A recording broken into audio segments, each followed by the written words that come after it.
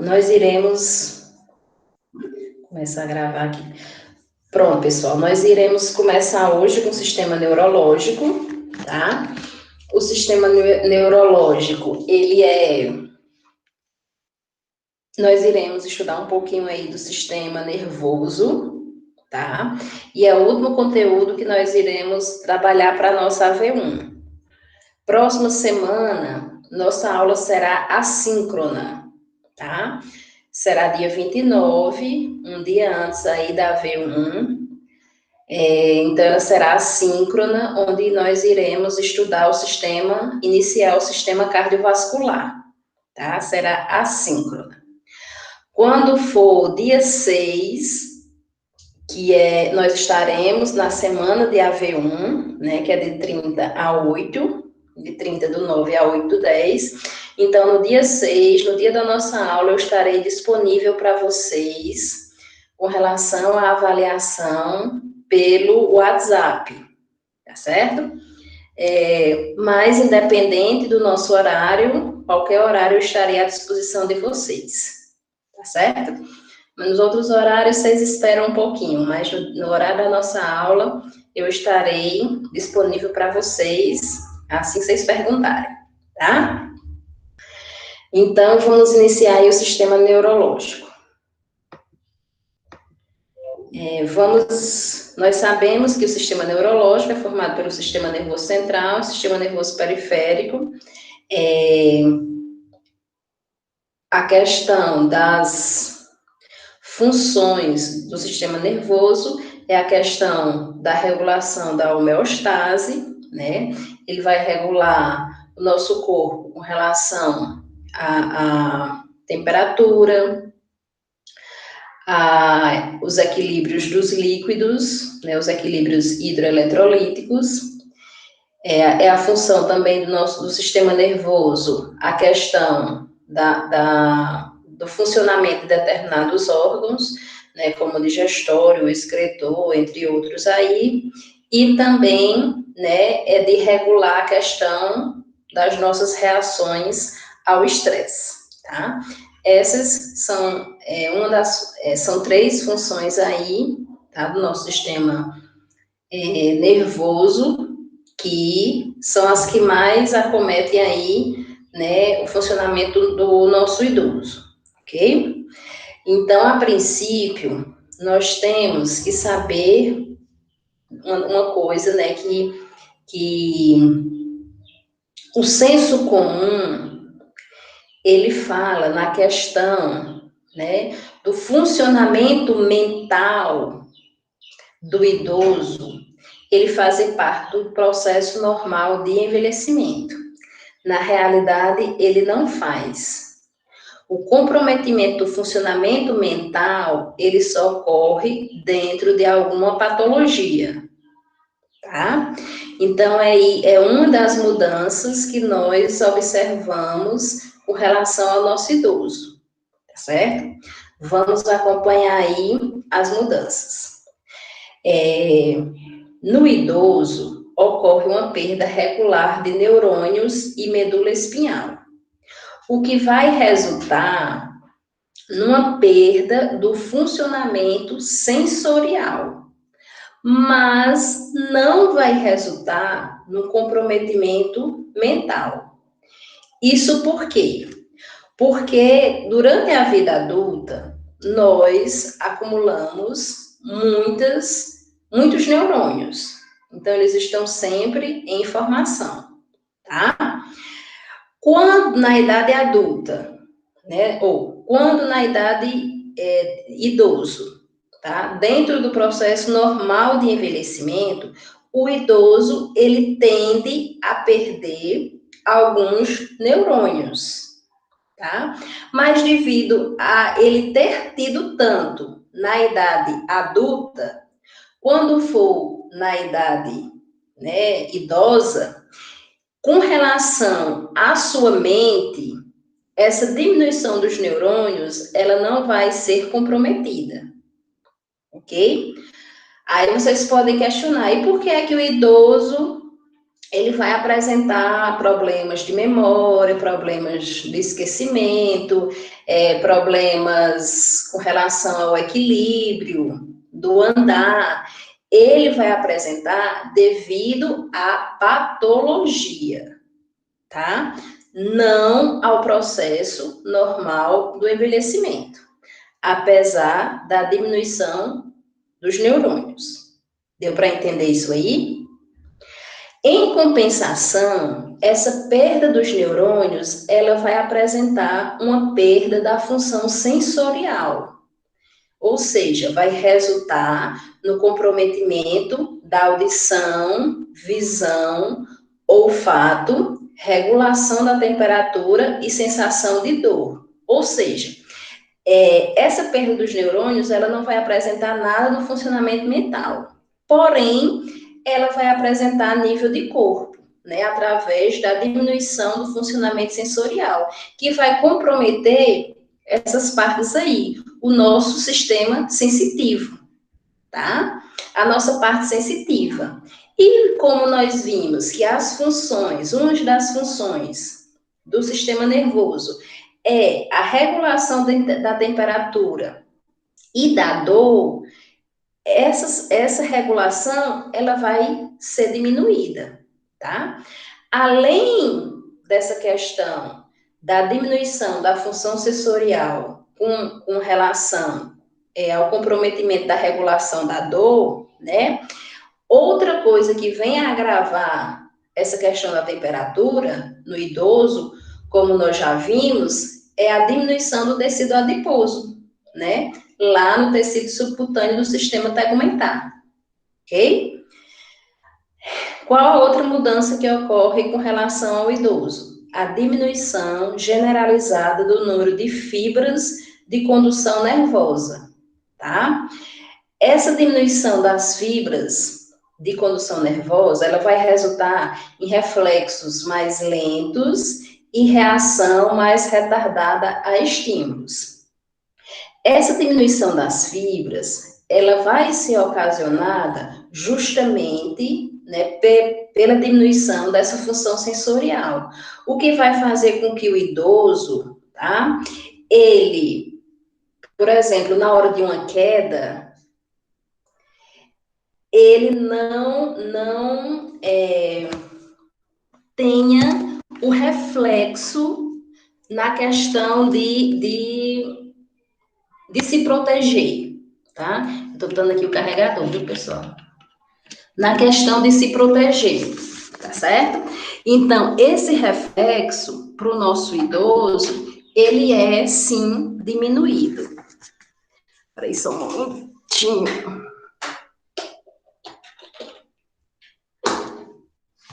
Pronto. Tá? Ele é, sim, diminuído. Então, os reflexos e os estímulos, eles são diminuídos aí com relação ao processo de envelhecimento. Ainda dentro das mudanças do sistema nervoso relacionadas ao processo de envelhecimento, como a gente falou, o idoso ele vai perder, né, ele vai diminuir, tem uma diminuição nas funções sensoriais, né, vai diminuir a audição, o olfato, o tato, o paladar, tá? Além da temperatura e da sensação da dor. Com relação ao visual, o tato e a audição, o idoso ele vai apresentar uma perda no controle postural, ou seja, ele vai apresentar um desequilíbrio, podendo apresentar mais vertigens, tá? E o maior risco aí de quedas como consequência, ok? Então, dentro da diminuição da função sensorial, que é ocasionada pela diminuição dos neurônios, tá? O idoso, ele tem um comprometimento maior com relação à visão, o tato e a audição. Isso vai fazer com que ele apresente maior desequilíbrio, tá? E apresente vertigens, que é um relato, uma queixa muito grande dos nossos idosos, tá? E isso vem agravar, né, essa vertigem o uso de alguns medicamentos controlados, tá certo? Nós sabemos que alguns, né, a psicofarmacologia, ela traz uma diminuição aí, né, na nossa resposta muscular, né, devido ao estresse, tá? Então, ele tende a fazer um relaxamento na resposta muscular, tá? O idoso, que já vai apresentar esse desequilíbrio, que já vai apresentar essa vertigem, tá? Quando ele faz uso de medicamentos, tá? Principalmente os ansiolíticos, tá? Que trazem dependência, que muitos idosos têm aí o hábito de fazer o uso para dormir, certo? Essa vertigem se torna a queixa principal aí dos nossos idosos. Outra mudança é a diminuição dos reflexos, tá? Ocasionados pelos movimentos mais lentos e as articulações, elas ficam mais rígidas e flexionadas, tá? Então, essa rigidez das articulações vai fazer também com que o idoso tenha uma facilidade maior de quedas. Tudo bem? Deu para entender isso aí? Alguma dúvida? Aí a gente entra nas patologias, tá? Nós iremos trabalhar três patologias. A demência e o delírio, tá? Parkinson e Alzheimer, que são os que mais acometem os nossos idosos, ok? Então, com relação aí, o delírio. Com relação ao delírio, pessoal, o delírio, ele é um comprometimento do funcionamento intelectual que ocorre repentinamente, tá? Ele é reversível, ele pode ser apresentado em algumas horas do dia, ele pode se estender aí por algumas semanas, mas depois esse delírio, ele some. Esse delírio, ele também é característico, né, nos nossos idosos. É uma patologia que pode acometer os nossos idosos. No delírio, o idoso ele vai apresentar alucinações e ilusões, que, como nós vimos, é uma alteração da senso-percepção. E ela vai ser causada por quê? Porque lembra que na mudança normal do envelhecimento, devido à diminuição dos neurônios, vai ocorrer uma diminuição da senso, ou uma diminuição do funcionamento sensorial, tá? Então, o sistema sensorial, ele vai fazer o quê? Ele vai alterar os nossos sentidos, tá? E o idoso, que delira, ele vai apresentar as alucinações e as ilusões, que nós sabemos, né, vocês já são sabedores disso, que alucinações é aquilo que não existe, mas que na hora do delírio, o idoso ele vai acreditar, tá? Então ele pode queixar de vozes, de ouvir vozes, de ver pessoas, vultos, tá? E as ilusões é aquilo que existe, mas que para o idoso ele está vivenciando agora, ele está vendo de forma deformada, tá?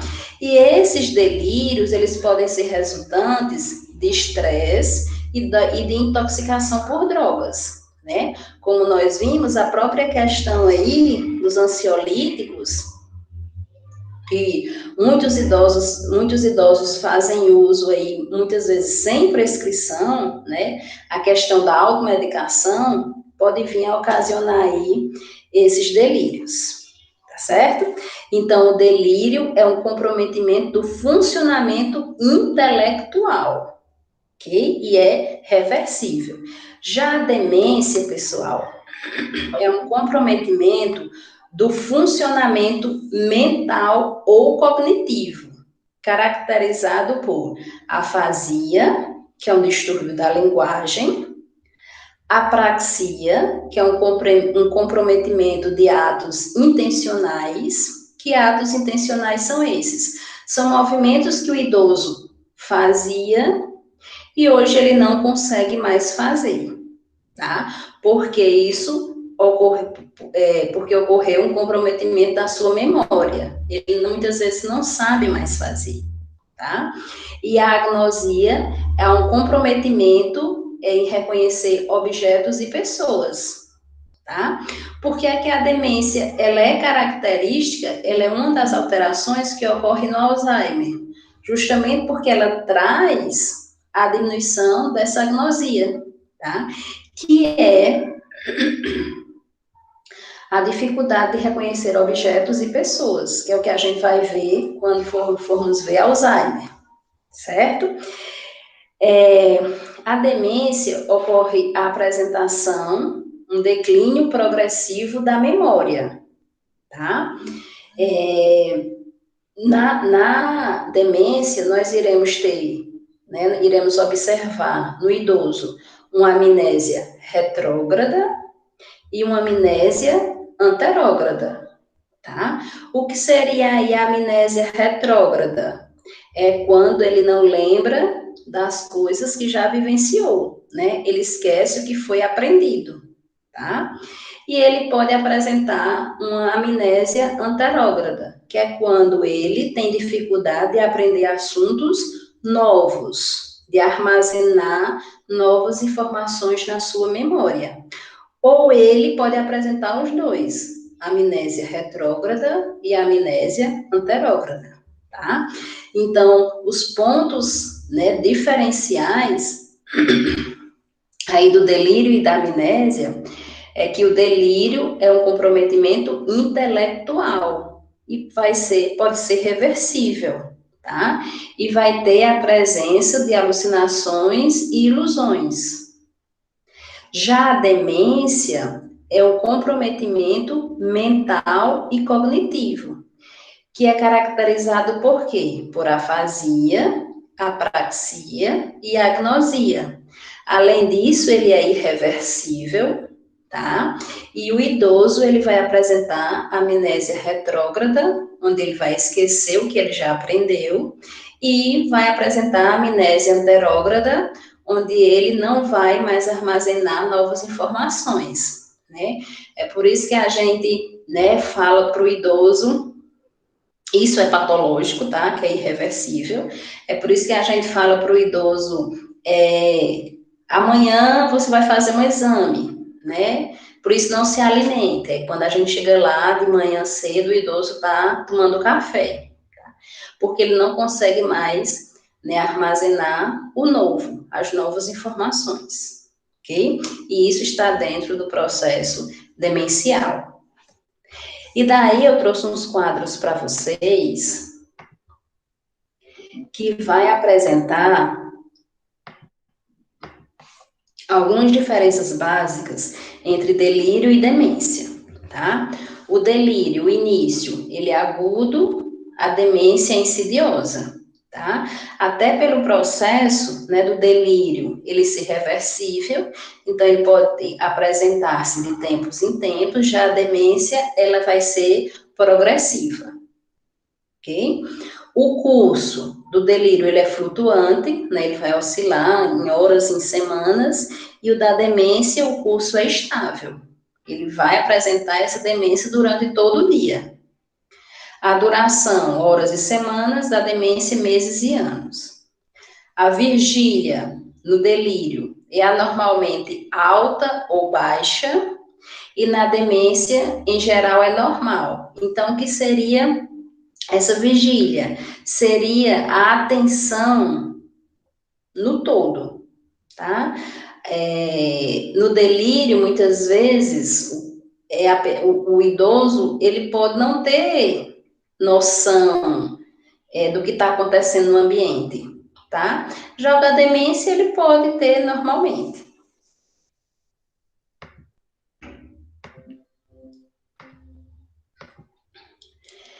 A atenção hipo e hipervigilante é perturbável, tá? O delírio, no sentido aí, essa perturbação ser muitas vezes causada pelas alucinações, tá? Principalmente essas alucinações auditivas, onde a gente sabe que ela, né, faz com que o paciente acredite que estão falando mal dele, acredite em determinadas coisas, tá? E na demência, a atenção é normal, né, assim como a vigília, que nós já falamos, a questão da orientação é prejudicada, tá? Pela presença aí das alucinações e dos delírios, e da demência também prejudicada pela questão da amnésia, tá? Da amnésia retrógrada e da amnésia anterógrada. A memória no delírio, ela pode ser a imediata e a recente, podem ser prejudicadas, né? As novas informações e as informações que ele já tem na memória pode ser prejudicada, e na demência, tanto as recentes, que é de agora, como as remotas, que é do passado, podem ser prejudicadas. O pensamento do delírio, ele é desorganizado, tá? E justamente pelas alucinações e ilusões, e a demência, ele é empobrecido. Por que é que esse pensamento é empobrecido? Devido à questão aí das memórias serem prejudicadas. E daí, nós temos a percepção. No delírio, ele vai apresentar ilusões e alucinações. Na demência, não há um comprometimento aí da percepção, tá? Da fala, no delírio, pode ser incoerente, hesitante, lenta ou rápida. Isso vai depender também da questão da percepção, né, dos delírios e das alucinações.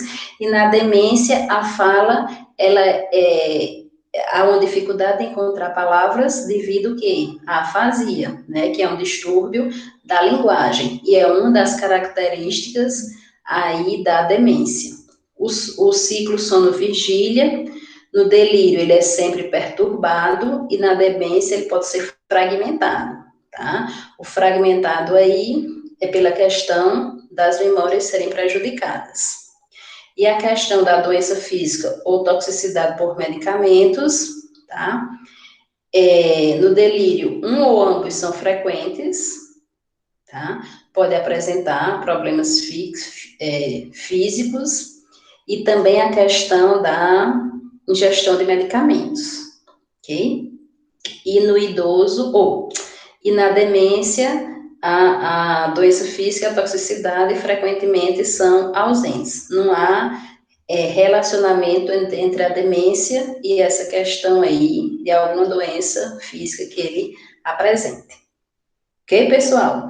Deu para entender a questão aí de demência e delírio, tá?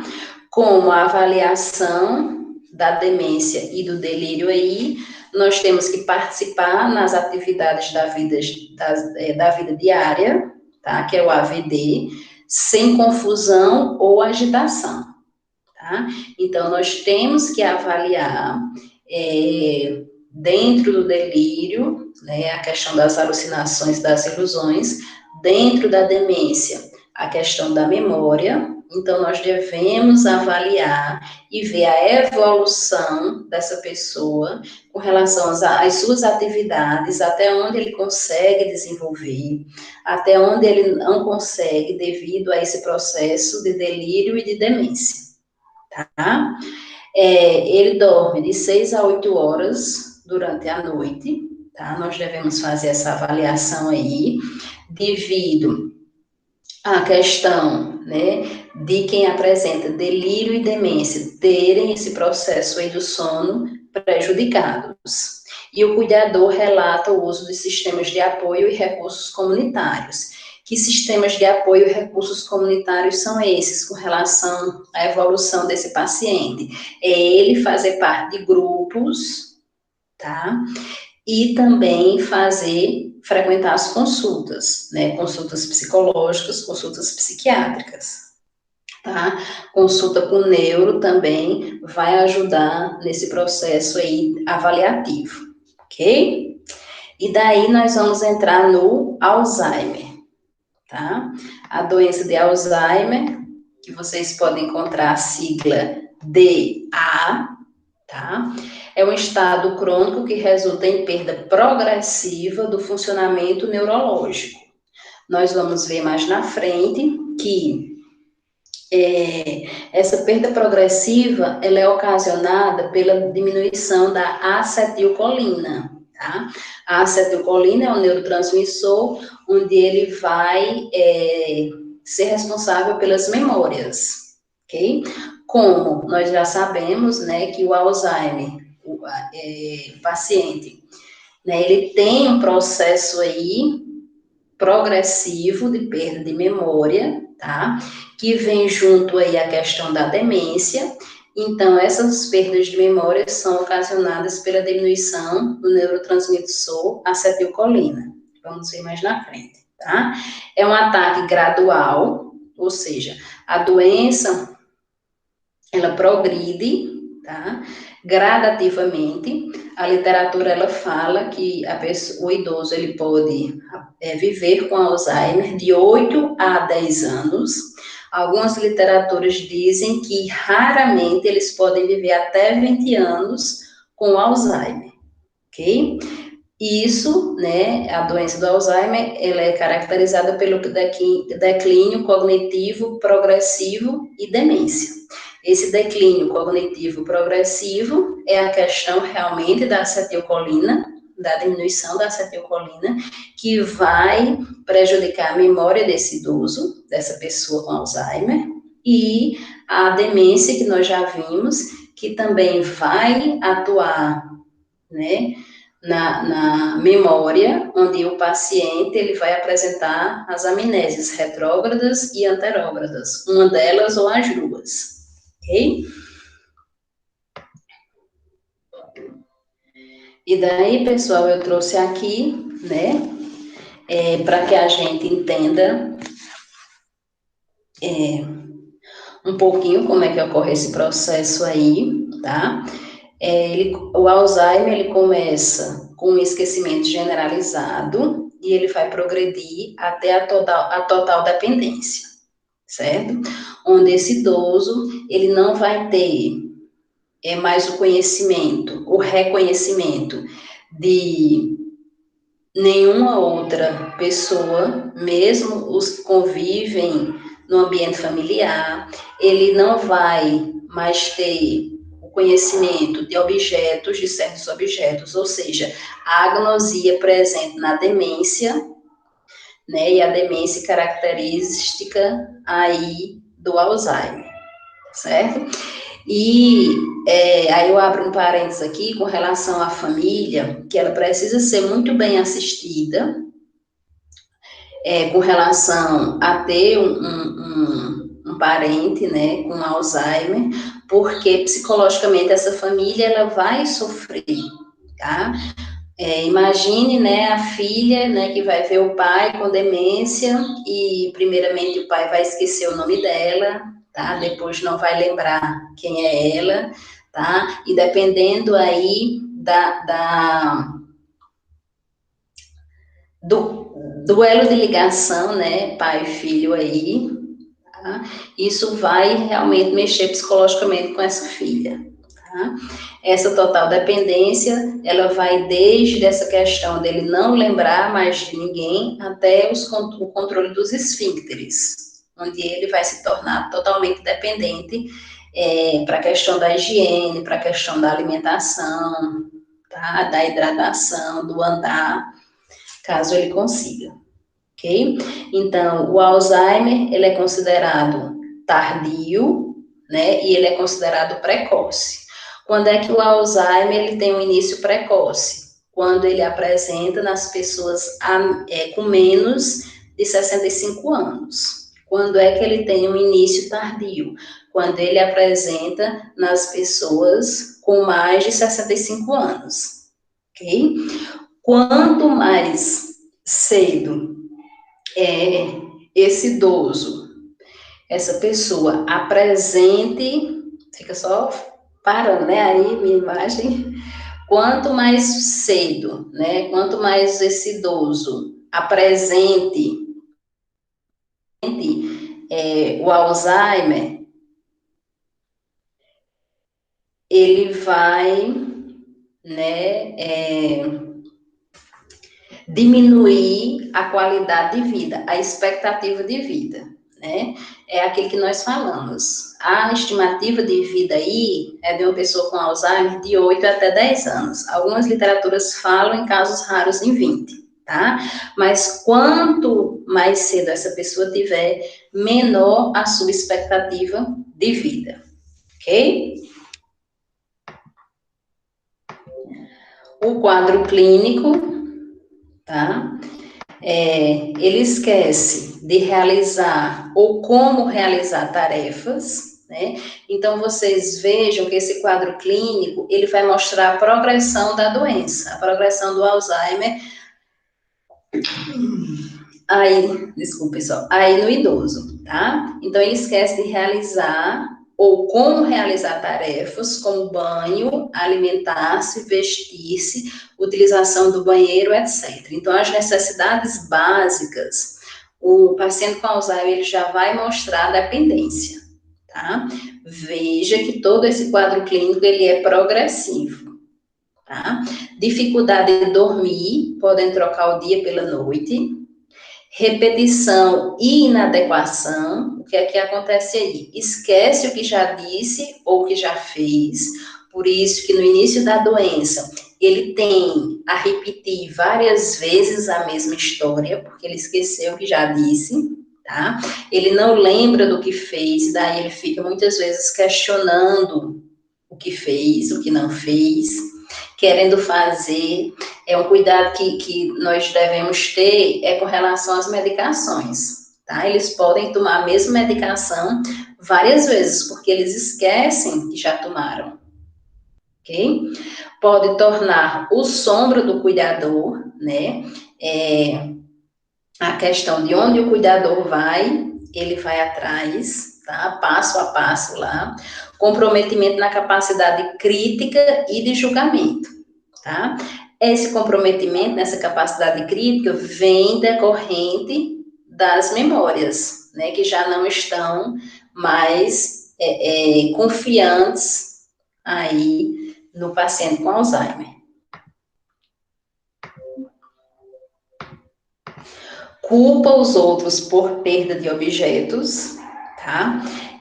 Muitas vezes, com essa culpa, né, que ele dá para os outros, ele vai, muitas vezes, se tornar agressivo para com o outro, tá? Então, vocês podem encontrar pacientes com Alzheimer violentos e agressivos. Muitas vezes ele vem dessa causa, né, de achar que o outro perdeu o objeto, que na realidade foi ele mesmo, porque ele não consegue lembrar onde colocou. Pode apresentar alucinações auditivas e visuais, né, que pode ser característico de algum delírio, perambulação, tá, eles têm como comportamento, né, nós vamos ver mais na frente o comportamento, eles andam demais e é um cuidado que se deve ter, tá? Porque eles podem não saber como voltar para casa, tá? Eles perderam o caminho de volta. E daí, muitas vezes, eles estarem perambulando à procura da sua casa, né? Perdidos. E a violência e a agressividade, que nós já falamos aí. O diagnóstico pessoal, né? Existe a avaliação médica e neurológica para identificar sintomas como depressão, hipotireoidismo e paralisia. Essa questão dessa avaliação é que o neurologista ele vai tirar essas possíveis patologias para que realmente venha se diagnosticar o Alzheimer, tá certo? Então, primeiro, ele investiga essas possíveis patologias para que venha o diagnóstico definitivo aí do Alzheimer. É feito exames de tomografia, ressonância e o EEG, tá? O eletroencefalograma. As células mais afetadas pelo Alzheimer são aquelas que usam o neurotransmissor acetilcolina, tá? A acetilcolina, ela atua no processo de memória e é diminuída no cérebro de pessoas vítimas com Alzheimer. Então, nós já vimos, né, o nosso sistema nervoso, ele produz vários neurotransmissores, tá?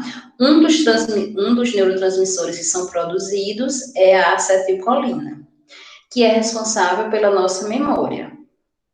O paciente, a pessoa que é vítima de Alzheimer, ela vai ter uma diminuição na produção da acetilcolina, o que vai ocasionar uma dificuldade aí no processo de memória, tá? E o que vai trazer todas essas sintomatologias que são características do Alzheimer, ok?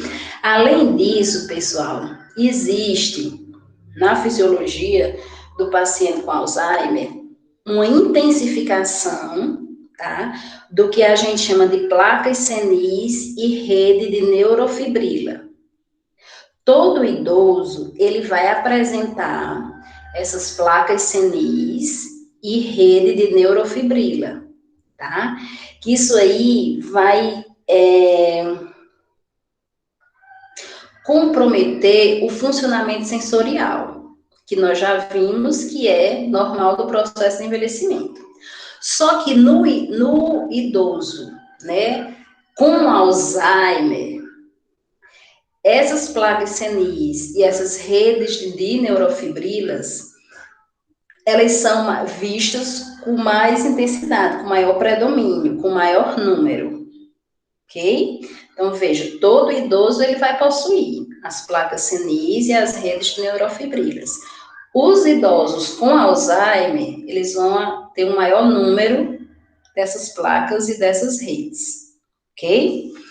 E isso, juntamente com a diminuição da acetilcolina, faz com que esse idoso, né, seja realmente, né, diagnosticado com Alzheimer, logicamente juntando aí a sintomatologia característica.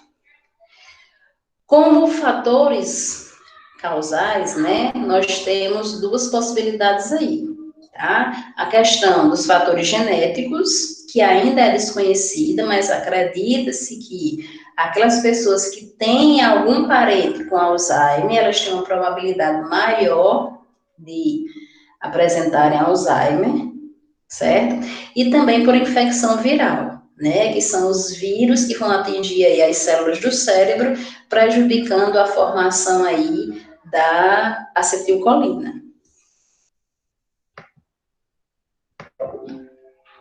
E daí, pessoal, o Alzheimer, ele é classificado, né? O paciente com Alzheimer, ele é classificado dentro de 4 estágios, tá?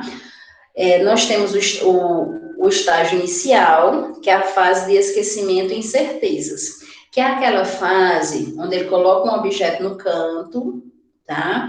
E a sua memória não permite que ele encontre mais esse objeto, né? Que é onde aí ele vai culpar as outras pessoas que tiraram do canto, onde ele colocou, mas na realidade foi ele mesmo. O estágio médio é a fase confusional, tá? Aqui, o paciente, né, ele vai apresentar desorientação. Muitas vezes, né, o comportamento de andarilho, ele ocorre já nessa fase confusional, onde ele vai perder o caminho de volta para casa, tá? O estágio posterior, que é o terceiro estágio, né, é a fase de demência. Aqui ele vai realmente apresentar, né, alucinações e ilusões e um comprometimento maior aí na memória, onde, né, você vai dizer que amanhã ele não toma café porque vai fazer um exame logo cedo, e daí ele vai fazer, né, a ingestão desse café. E a fase terminal é a fase realmente da dependência, onde ele não reconhece mais ninguém, né, o nome de ninguém, nem as pessoas, nem a relação dele com as pessoas, né? Aqui os esfíncteres já não estão mais funcionando aí, ele não tem noção de alimentar, de se vestir, de tomar banho, ou seja, das necessidades básicas.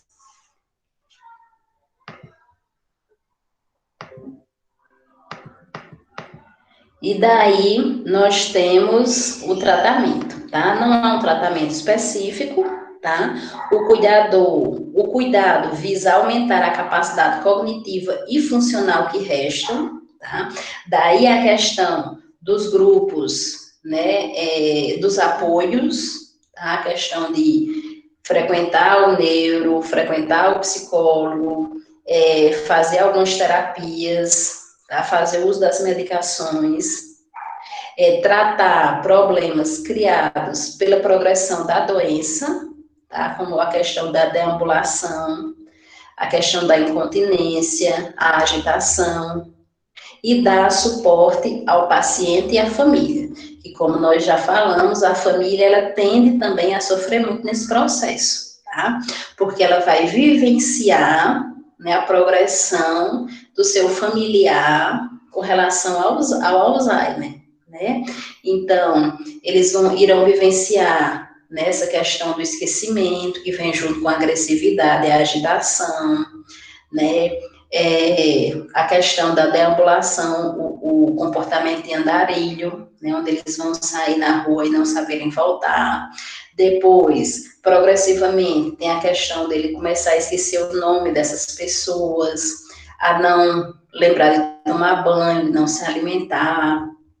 E daí vai progredindo até realmente ele se tornar totalmente dependente e não conhecer mais o seu parente. Tá? E daí eu trouxe para vocês esse slide aqui, que eu encontrei, que ele, né, relata os sintomas, né, comportamentais do paciente com Alzheimer. Tornar-se andarilho, tá? Andarilho são aquelas pessoas que andam o dia todo sem nenhum destino, tá?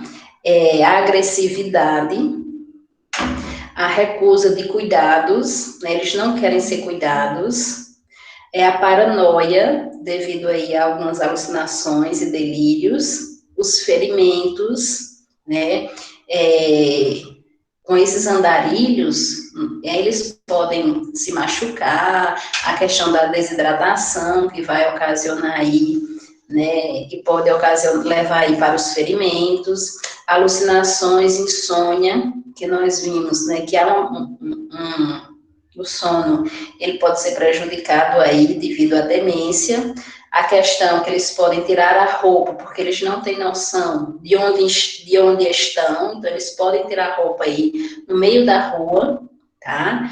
A questão de gritar e bater nos outros. Então você veja, né, que esse comportamento, ele vai progredindo, tá? E é difícil para o paciente, tá? Que ele vai estar sem noção, é difícil ainda mais para o familiar, que vai ver o seu parente, né, desse jeito, tá? Tudo bem com relação ao Alzheimer? E daí nós vamos falar um pouquinho sobre Parkinson, tá? O Parkinson, pessoal, é um distúrbio neurológico lentamente progressivo que afeta com frequência idosos, tá? A incidência aumenta com a idade, chegando ao ponto culminante de 75 anos, certo? Então, até os 75 anos, o idoso ele pode apresentar aí o diagnóstico de Parkinson. Às vezes o distúrbio progride rapidamente, e há casos em que a evolução é mais lenta, com a pessoa permanecendo funcional por muitos anos, né? Essa evolução mais lenta, pessoal, é quando a pessoa, né, o idoso, ele começa a fazer aí os tratamentos assim que diagnosticado, né? É aquela questão, o diagnóstico precoce, tratamento precoce, tá? E daí a doença, né, o Parkinson, ele tende a evoluir mais lentamente, ok? Aí vamos ver aqui como é essa fisiologia do paciente com Parkinson, tá? Então, veja bem, existe aí no nosso cérebro uma região que a gente chama de substância negra, tá? Essa substância negra, pessoal, ela é responsável pela produção de dopamina, tá? Então, você veja que Aqui no Parkinson nós também temos como causa, como alteração fisiológica, a questão do neurotransmissor, que é a dopamina. No Alzheimer, nós vimos que era a acetilcolina, no Parkinson, nós vamos ver que é a dopamina, tá? Aí eu quero que vocês observem essas gravuras aqui com relação aos neurotransmissores. Você veja que nesse primeiro recorte aqui, nós temos o neurotransmissor, né, a fenda sináptica e tudo acontecendo normal, tá? Então, vocês vejam esses pontinhos amarelos que estão sendo produzidos, isso aqui é a dopamina, tá? Veja como num neurotransmissor normal, né, no cérebro normal aí, a dopamina, que é responsável pela questão afetiva, pelo humor, tá? Ela está sendo produzida, ok? E está sendo transportada para outro neurônio, que aqui são as sinapses nervosas.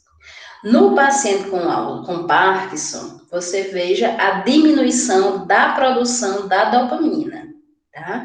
Veja que esses pontinhos amarelos, nesse primeiro transmissor aqui, nesse neurotransmissor aqui, é bem pequeno, né, a sua produção. Consequentemente, o fluxo será pequeno, tá? Então, daí a questão da sintomatologia característica no parkinsonismo, que é o quê? Bradicinesia, rigidez, tremores, tá? É causado aí por essa diminuição da dopamina, ok?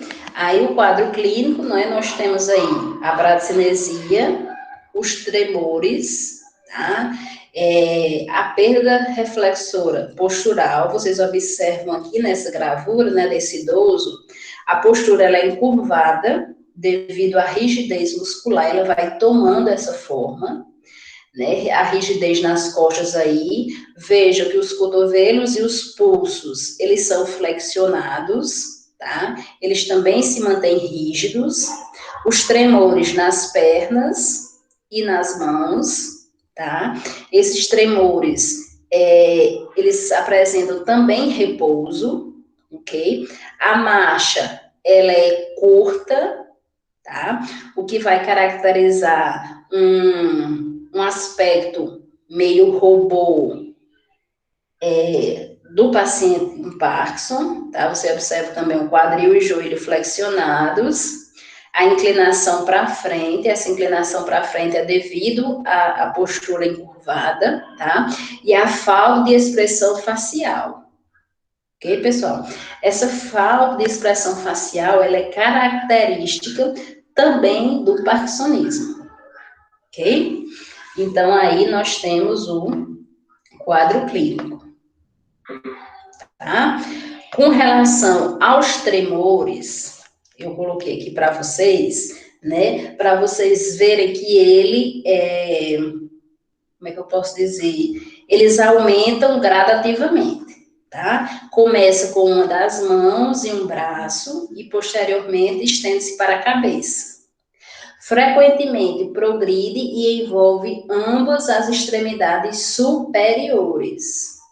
Embora presente no repouso, desaparece quando realiza um movimento intencional. A rigidez e o enrijecimento muscular levam à perda de expressão facial e aumenta o risco de quedas, tá? Essa questão, pessoal, o tremor, ele vai começar, né, no paciente em repouso, tá? Então, o paciente está lá sem movimentar as mãos estão paradas, mas a gente observa os tremores.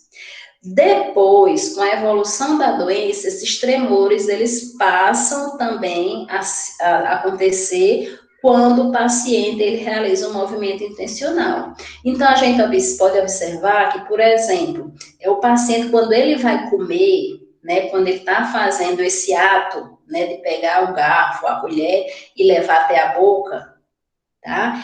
Ele não vai mais conseguir. Com a progressão da doença, ele não vai mais conseguir se alimentar sozinho.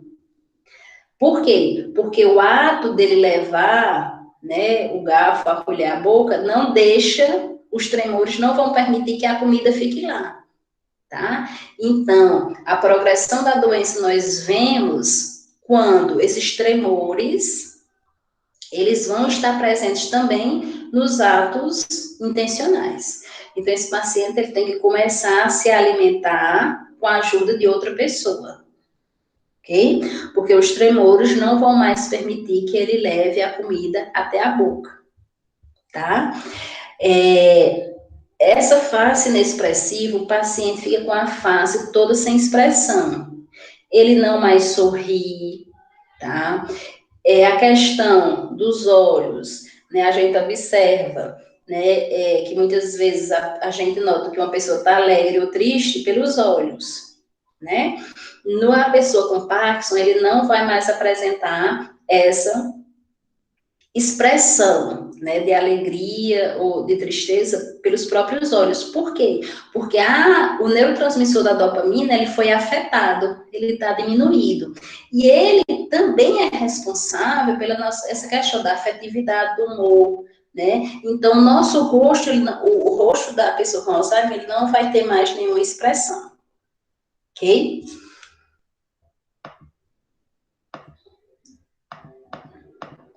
E daí nós temos outros sintomas.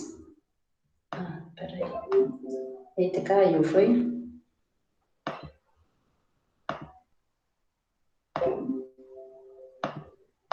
Voltou. Ele apresenta outros sintomas, como a salivação, tá? Muitas vezes, né, com o aumento da face inexpressiva, ele não vai mais ter esse controle da saliva, tá? Ele vai salivar realmente, vai precisar que o cuidador realmente enxugue. A questão da constipação, a incontinência urinária, a função sexual diminuída devido aí à rigidez, tá, da musculatura vai dificultar, a fala lenta, depressão. Essa depressão é devido realmente ao estado em que ele se encontra, tá, o estado físico, que aí vai atingir o seu psicológico, e a dificuldade em realizar atividades diárias. Então, ele vai realmente prejudicar, vai ser prejudicado com relação às suas atividades diárias. E a doença progride por cerca de 10 anos, época em que ocorre a morte, geralmente por pneumonia ou outra infecção, tá? Essa questão, né, de pneumonia ou outra infecção, vem de acordo com a progressão, né? Ele vai se tornar dependente em algumas coisas, não vai controlar os esfíncteres, aí vem aquelas complicações com relação à higiene, à alimentação, tá? E daí pode ser uma das causas, né? Essas complicações. Estamos terminando, viu, pessoal? O diagnóstico, né, a anamnese, mais o exame neurológico, onde vai apresentar assimetria no início do tratamento, no início dos sintomas, e como a gente viu, vai apresentar tremores em uma das mãos, depois dos braços, depois vai ser nos dois, presença de tremor e repouso, tá? Então, os tremores, eles se iniciam com o membro em repouso, só que depois ele vai evoluir para os tremores também no ato intencional, e boa resposta à terapia dopaminérgica, né, que é a terapia para produzir mais dopamina. Não há exames de sangue que façam nenhum diagnóstico, e à medida que a doença progride, o diagnóstico é feito com base nas sintomatologias, né, onde vai ocorrer aí a bradicinesia, os tremores e a rigidez muscular. Que a pessoa, né, com Alzheimer, o idoso, ele tende a realmente andar meio aí robótico, tá? E o tratamento, nenhum tratamento farmacológico ou cirúrgico, ele vai impedir a progressão, tá? Existem alguns medicamentos, como a amantadina, que ele vai, a amantadilha, que ele vai, né, realmente trabalhar na progressão dessa doença, tá? Mas no sentido assim, de progredir mais lentamente, mas a gente sabe que essa doença ela vai progredir, não tem como parar, tá? A questão da farmacologia é que ela progrida lentamente. Evolui de forma mais lenta, a demência pode ocorrer após longos anos, depois de diagnosticado Alzheimer, e o distúrbio de equilíbrio de 10 a 12 anos da doença, né? Esse distúrbio de equilíbrio, ele é ocasionado pela rigidez no corpo todo, que como nós já vimos naquela gravurinha, né, do idoso, além da flexão, quadril, joelho, pulso, cotovelos, né, a coluna ela vai ficar encurvada, a marcha ela vai ficar curta, daí, né, o robô, tá, o aspecto robótico da pessoa com Parkinson e os tremores que fazem com que haja aí um desequilíbrio. Ok, meus amores? E daí eu trouxe só esse mapa mental para quando vocês estudarem aí o Alzheimer, vocês identificarem aí, né, as fases desse mapa mental, ok? E daí nós encerramos, tá? O sistema neurológico, tá certo? Então, próxima semana nós não iremos nos encontrar, porque nossa aula será assíncrona. Eu irei mandar na terça-feira a videoaula sobre a primeira parte do sistema cardiovascular. Com 15 dias nós iremos, dia 30 vai começar a nossa avaliação, que vai até o dia 8. Dia 6, de hoje a 15 dias, nós encontraremos nesse horário e eu estarei à disposição de vocês pelo WhatsApp para tirar as dúvidas sobre a prova, tá? E a atividade com relação a essa nossa aula de hoje, eu vou colocar com a data para depois da nossa AV1, tá? Colocar aí para o dia 10. Vocês terem 2 dias a mais aí. Vai ser um teste. Tá? Um teste com umas 3, 4 questõezinhas aí para vocês se divertirem. Ok, meus amores? Alguma dúvida? Deu para captar alguma coisa? Qualquer dúvida, estou aí à disposição de vocês no WhatsApp, tá? Cheiro no olho e até mais. Vocês estão muito caladinhos, viu? Sei não. Estou desconfiada de vocês.